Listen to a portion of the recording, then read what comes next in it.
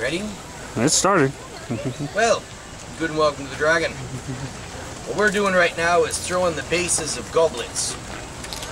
You see, some potters throw goblets in one piece. Yeah, I do traditionally the two-piece piece. The reason is simple. A goblet means to kiss or to couple. So therefore, if you're throwing goblets in one piece, to me you're coupling alone. And this is not a preferred thing. Instead, I, of course, start out with the male, and then we have the female. Now, amazingly enough, there's all kinds of jokes about the male, but you see, in reality, the male has a symbolic use within the goblets. See, a male, as we draw this up, will be supporting the female or rounded part of the goblet. What we got to do first is we got to center the clay. Now, you see how it goes wah, wah, wah, and you don't want that. That's not good. That's not your friend. So instead, what you're going to do is you're going to bring it up and around until all that wobbling goes away. And as young potters who are just learning to throw, may I tell you, do not skimp on the centering. If you don't take the time to make absolutely sure you're centered, nothing you do is going to make that pot come out right. So take your time with it. The next thing you're going to do is called opening. I line my thumb up. I'm going to make a divot in the center, kind of like a little clay donut. Alright, you add a little water in there. We're going to take this hand and we're going to go straight down. And normally you stop, I'd say about a quarter inch to the bottom to throw the female or cup.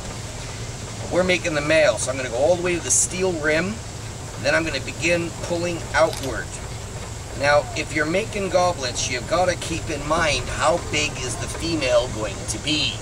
You want the male and female to be equal diameter. It gives it more balance. I'm all for variety, mind you, but for practicality, evenness is more required. Now, the next thing we do is I'm going to take my fingers like so. I'm going to begin squeezing upward. It's going to cause a little ripple. Kind of like if you threw a rock in a pond and you watch those ripples come out. I'm going to make the ripple come up. Kind of like a cylinder. But I'm going to pull it in toward the center so it begins to make that volcano shape that eventually becomes the stem. So we're going to keep that going there. Carrying it up, carrying it up, carrying it up.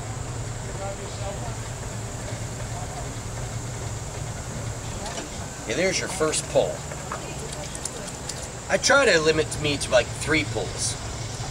But for now, I want to get under there and I want to get a little more up from the base. I want a nice weighted base to the goblet, that way you don't spill your drink, because you don't want to spill your drink, that's alcohol abuse, and I won't tolerate that. Absolutely not. So now we're going to come in, I'm going to straighten this up. Now you see that humpity-bumpity on the top? Yeah, well that's a little unevenness. That's from not completely perfect center. So we need to remove that humpity-bumpity, whippity-dippity thing. Yeah, we can get rid of that. Take the needle tool, we're going to cut that free. Like so. Yeah, Rabbi showed me that trick, but we won't get into that. Anyway, rolling right along. Now we take this and I round it out. Now I'm going to begin closing this slowly but surely into a stem. And you got to take it slow. Otherwise, it's going to start jetting all over the place. Ah, our band is kicking in. Wondrous. Now I'm going to collar it just a little bit because I'm still a little wide. Okay.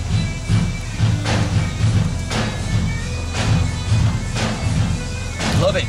Doing a little video and we've got a bit of background music. It's kind of wondrous. Alright. Now I'm going to go in with my shelter stick like so. Now I'm going to use this like I would my finger. And keep bringing it in.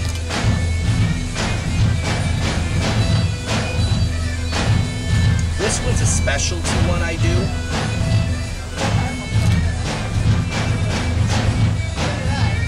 Yeah, I'm getting a bit of a ripple now. I kind of want that ripple. It's going to give it a spiral look. Now, this is going to go on a goblet when it's finished about this big. So I want a broad base like this. Is going to shrink about 30%. I'm going to open this up.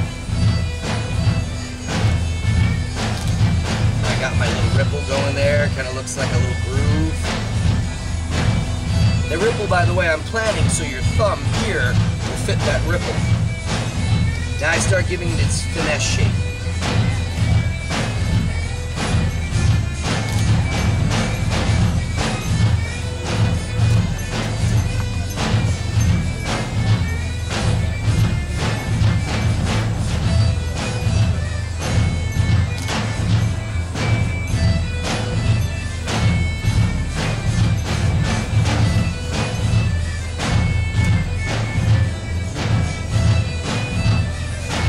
I'm going to bring this lip up a little bit.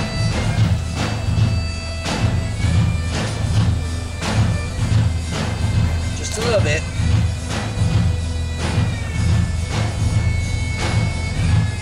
Yeah. This will give me a nice wide expanse for something to glaze on.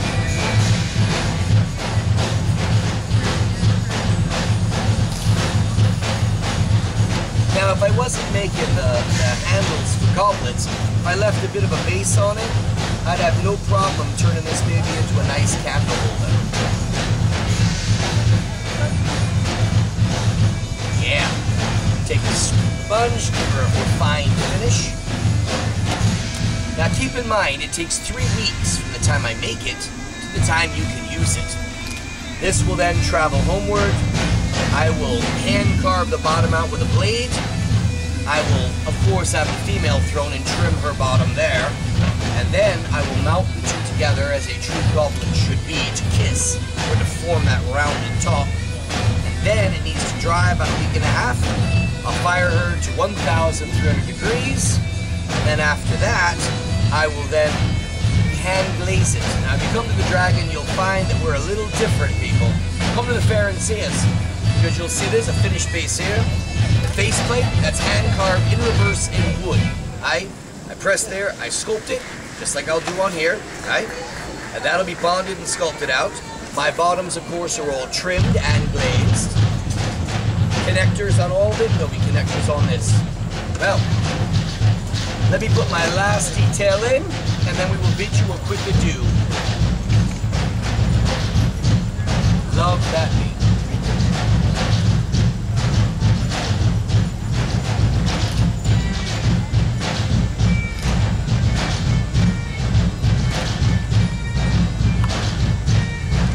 Good gentles is the base of a goblet.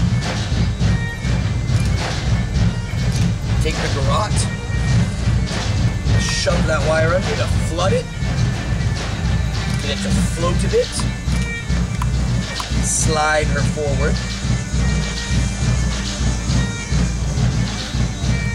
There, good gentle, is your base, your piece. Been a pleasure. We hope you look again for us hereupon. Till then, come and see us, the Laughing Dragon. Be well.